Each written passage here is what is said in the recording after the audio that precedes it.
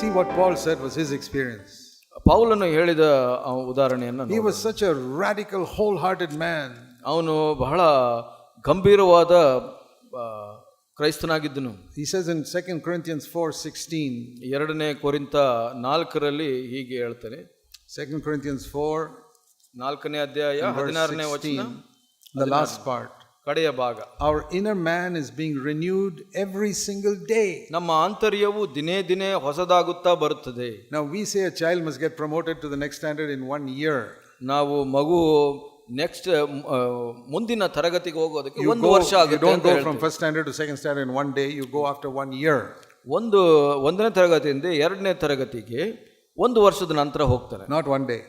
ಒಂದು ದಿವಸದಲ್ಲ. Now in the beginning, ನಾವು ಪ್ರಾರಂಭದಲ್ಲಿ I ask people this question. ನಾನು ಈ ಪ್ರಶ್ನೆ ಕೇಳ್ತಾ ಇದ್ದೆ. Are you more Christ-like than you were 1 year ago? ನಾನು ಕೇಳ್ತಾ ಇದ್ದೆ ಹೀಗೆ, ನೀವು ಇವತ್ತು ಹೆಚ್ಚು ಕ್ರೈಸ್ತನ ತರ ಆಗಿದ್ದೀರಾ ಕಳೆದ ವರ್ಷದಕ್ಕಿಂತ? Or if married people, is your relationship better than it was last year? ಮದುವೆ ಆದಂತವರು ನಿಮ್ಮ ಸಂಬಂಧ ಕಡೆಯ ವರ್ಷದಕ್ಕಿಂತ ಉತ್ತಮವಾಗಿದೆಯಾ? Paul had come to the place where his life was becoming better every day. ಇಲ್ಲಿ ಪೌಲನು ಬಂದಂತ ಮಟ್ಟ ಏನಂದ್ರೆ ಪ್ರತಿ ದಿವಸ ಅವನು ಕ್ರಿಸ್ತನ ತರ ಆಗ್ತಾ ಇದ್ದ. See what it says there. ಇಲ್ಲಿ ಏನು ಹೇಳುತ್ತೆ ನೋಡಿ. Every day he was becoming more Christ-like. ಪ್ರತಿ ದಿವಸ ಅವನು ಕ್ರಿಸ್ತನ ತರ ಆಗ್ತಾ ಇದ್ದ. That is my goal.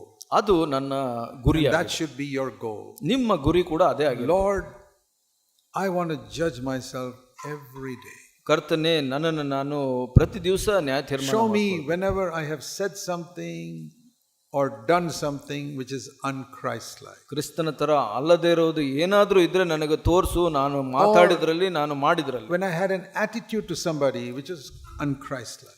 ನಾನು ನನ್ನ ಮನೋಭಾವ ಇತರರ ಜೊತೆ ಇರುವಂತದ್ದು ಕ್ರೈಸ್ತನ ತರ ಇಲ್ಲ ಅಂದ್ರೆ ತೋರಿಸು. Or when I had a wrong attitude to somebody, or when I thought something which is un-Christ-like. ಇನ್ನೊಬ್ಬರ ಜೊತೆಯಲ್ಲಿ ನನಗಿದ್ದಂತ ಮನೋಭಾವ ಅಥವಾ ಏನೋ ಒಂದು ಯೋಚನೆ ಕ್ರಿಸ್ತನ ತರ ಅಲ್ಲದೆ ಇಲ್ಲದೆ ಇದ್ರೆ ಅದನ್ನ ತೋರಿಸು. A word that I spoke to somebody which Christ would not have spoken. ನಾನು ಮಾತಾಡಿದ ಮಾತು ಅದು ಕ್ರಿಸ್ತನ ಹೇಳದೇ ಇರುವಂತ ಮಾತಾಗಿದ್ರೆ ತೋರಿಸು. It doesn't change overnight. Little by little we become better and better. ಒಂದೇ ದಿವಸದಲ್ಲಿ ಅದು ಬದಲಾಗಲ್ಲ, ನಾವು ಸ್ವಲ್ಪವಾಗಿ ಕ್ರಿಸ್ತನ ತರ ಬದಲಾಗ್ತೇವೆ. Especially when somebody has done something wrong. ಯಾರಾದ್ರೂ ನಮಗೆ ತಪ್ಪು ಮಾಡಿದ್ರೆ ಪ್ರತ್ಯೇಕವಾಗಿ, and we must improve and improve and improve. ನಾವು ಅದರಲ್ಲಿ ಉತ್ತಮರಾಗ್ತಾ ಹೋಗಬೇಕು. And God will make us better and better day by day. ದೇವರು ನಮಗೆ ಪ್ರತಿ ದಿವಸ ಉತ್ತಮರಾಗ ಮಾಡ್ತಾನೆ. I have often told the example how God taught me how to drive a scooter. ನಾನು ಯಾವಾಗಲೂ ಉದಾಹರಣೆ ಕೊಡ್ತೀನಿ, ದೇವರು ನನಗೆ ಈ ಸ್ಕೂಟರ್ ಓಡಿಸೋದನ್ನ ಹೇಗೆ ಕಲಿಸ್ಕೊಡ್ತೀನಿ. You know, somebody does not obey the rules of the road in front of you. ನೀವು ರಸ್ತೆಯಲ್ಲಿ ನೀವು ಆ ಒಂದು ನಿಯಮವನ್ನು ಪಾಲಿಸಿಲ್ಲ and he turns in front of you and you hit him. ನೀವು ಮುಂದೆ ಬಂದ್ರೆ ಆತನ ಹೊಡೆದು ಬಿಡ್ತೀರಾ. What do you do? ನೀವೇನ್ ಮಾಡ್ತೀರಾ ಆ ಸಮಯ? In India the rule is whoever shouts loudest he is right. So ಈ ಭಾರತದಲ್ಲಿ ಏನು ನಿಯಮ ಅಂದ್ರೆ ಯಾರು ಜೋರಾಗಿ ಕೂಗ್ತಾರೆ ಅವರೇ so they start shouting. ಅವನು ಜೋರಾಗಿ ಕೂಗ್ಲಿಕ್ಕೆ ಪ್ರಾರಂಭ ಮಾಡ್ತಾನೆ. 100% wrong, he starts shouting to prove he is right. ಅವನು ಜೋರಾಗಿ ಕೂಗ್ತಾ ಇದ್ರೆ ಅವನು ಸರಿ ಅಂತ ಅನ್ಬಿಟ್ಟು ಅದ್ರ ಲೆಕ್ಕ ಏನಂದ್ರೆ ಅವನೇ ತಪ್ಪು ಅಂತ. What do you do as a Christian? ಕ್ರೈಸ್ತನಾಗಿ ನೀವು ಏನ್ ಮಾಡ್ತೀರಿ? I didn't shout. ಅವನು ಕೂಗ್ಲಿ ಪರವಾಗಿಲ್ಲ. But I used to ask him, who gave you your driving license? ನಾನು ಕೇಳ್ತಾ ಇದ್ದೆ, ಯಾರು ನಿನಗೆ ಡ್ರೈವಿಂಗ್ ಲೈಸೆನ್ಸ್ ಕೊಟ್ರು ಅಂತ. And I go away from there. ಅಲ್ಲಿಂದ ಹೋಗ್ಬಿಡ್ತಾ ಇದ್ದೆ. And the Lord tells me, ಕರ್ತನು ನನಗೆ ಹೇಳ್ತಾ ಇದ್ದೆ, Jesus would not speak like that. ಯೇಸು ಸ್ವಾಮಿ ಹಾಗೆ ಕೇಳ್ತಾ ಇರಲಿಲ್ಲ ಅಂತ. He would not even ask that question. ಯೇಸು ಸ್ವಾಮಿ ಆ ಪ್ರಶ್ನೆ ಕೇಳ್ತಾ ಇರಲಿಲ್ಲ. Because it is insulting the other person. ಅದು ಇನ್ನೊಬ್ಬರನ್ನ ಕೀಳಾಗಿ ನೋಡುವಂಥದ್ದು. Lord forgive me. ಕರ್ತನೆ ನನ್ನನ್ನು ಕ್ಷಮಿಸು. So next time when there's an accident, ನಂತರ ಏನಾದರೂ ಅಪಘಾತ ನಡೆದ್ರೆ I won't ask him that question. ಆ ಥರ ಪ್ರಶ್ನೆ ಕೇಳೋದಿಲ್ಲ ನಾನು. I'm a little better. ಇವಾಗ ಒಳ್ಳೇದಾಗ್ತಾ ಇತ್ತು. I just look at him with a stern face. ನಾನು ಕೋಪದಿಂದ ಆತನ ನೋಡ್ತಾ ಇದ್ದೆ. And I go away from there. ಅಲ್ಲಿಂದ ಹೋಗ್ತಾ ಇದ್ದೆ. And the Lord says, Jesus would not look at him like that. ಕರ್ತನು ಹೇಳ್ತಾ ಇದ್ರು, ಹೌದು ಯೇಸು ಸ್ವಾಮಿ ಹಾಗೆ ನೋಡ್ತಾ I say, Lord forgive me, cleanse me. ಕರ್ತನೆ ನನ್ನ ಕ್ಷಮಿಸು, ಶುದ್ಧೀಕರಿಸು. See, I'm improving. ನೋಡಿ ಅಲ್ಲಿ ನಾನು next time I have a collision, ಮುಂದೆ ನಾನು ಅಪಘಾತ ಆದಾಗ, even though it is 100% his fault, 100% ಅವನದೇ ತಪ್ಪಾಗಿದ್ರು, I say, sir, I'm sorry. ಸ್ವಾಮಿ ನನ್ನನ್ನು ಕ್ಷಮಿಸಿ. He knows it's his fault. ಅವನು ಗೊತ್ತು ಅವನದೇ ತಪ್ಪು. But he's so happy.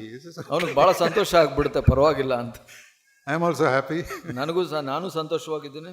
Maybe I have to spend 100 rupees to fix my scooter. That is nothing. ನನ್ನ scooter ಸರಿ ಮಾಡ್ಕೊಳ್ಳಿಕ್ಕೆ 100 ರೂಪಾಯಿ ಖರ್ಚು But I have ಮಾಡಬೇಕು. become a little more Christ-like. ನಾನು ಸ್ವಲ್ಪ ಕ್ರಿಸ್ತನ ತರ ಆಗ್ಬಿಟ್ಟೆ.